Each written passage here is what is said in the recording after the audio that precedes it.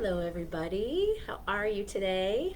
So I am on because I'm at work and I'm all caught up on my paperwork and my first patient canceled. So I thought I would come on, and since I'm at work and I have my pelvis here, I thought I would come on and just do a quick little overview of the pelvic floor and the muscles and what goes on with it.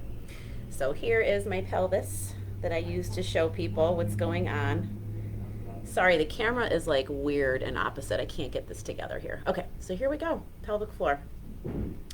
It's only half because this pelvic model opens up to be able to see the organs on the inside and teach patients about that as well. So this is your pelvic floor. So as you can see, what happens here is they are attached basically from your pubic bone all the way back to the tailbone, okay? They go between the bones here that you sit on and kind of interwork together, but they are in very distinct 3 layers. So this first layer here is more of the sexual function layer.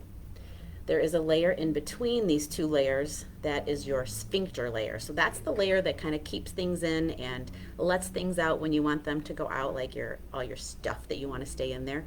And then you have this deeper layer here supporting the organs inside. So it's like kind of a supportive bowl inside. So if I was to take the pelvis apart and see the insides of where the organs are, and yes, this is a female model, but men, you have a pelvic floor as well, okay? So here is the inside and the organs. Here's the the bladder, the uterus, and the rectum. And these are your pelvic floor muscles underneath there. And they circle all of your openings, okay? So here, let's say you have in a normal function, I shouldn't say normal, in a properly functioning pelvic floor when everything's doing what it should, these muscles work to support these organs from that deeper layer, like I showed you, and that middle layer, so they wrap around these openings here, okay? So this, around the bladder, you have these muscles that communicate back and forth to the bladder and to your brain and all these different loops of communication. So it's very important that the structure here is working properly so that when you want to empty your bladder, you can empty it, and when you don't want to empty your bladder, it should the urine should stay there. Same operation for the rectum and for the anal sphincter through here.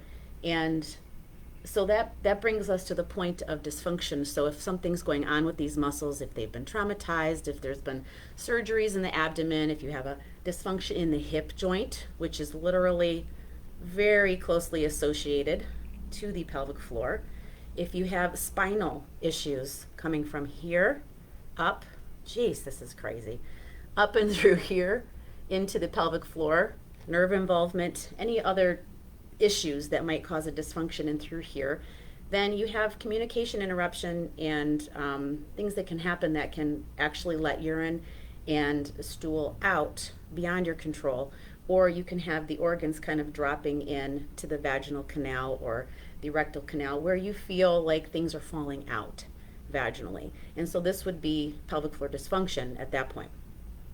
And then add pressures from above, which is kind of what I've been talking a lot about in my group and on my personal profile page about pressures. So if you picture here, pressures coming in this way, like in the sport of jiu-jitsu, which I do talk a lot about, and that's what my group is based on, is for women in jiu-jitsu.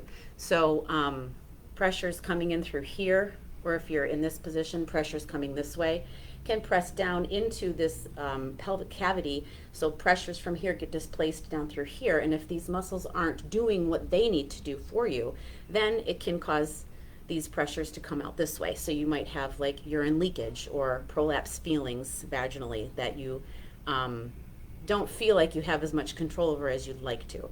So that's what I work with, these muscles and everything else around it. So I always look at pelvic alignment and leg strength and back stuff and core, and it all goes together. So not just about the pelvic floor, but it does have to do with that. So there you go, there's half of your pelvic floor with the organs leaking out. So hopefully they're not doing that for you.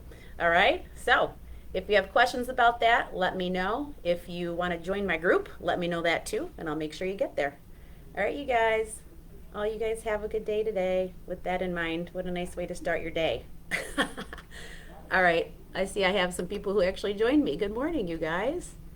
Oh, you're going away. I don't know how to work this. I can see Diane and Dara and Tom. What up? Edna. Hey there. And Adam. What's up, guys? All right, have an awesome day. Mwah. Love you.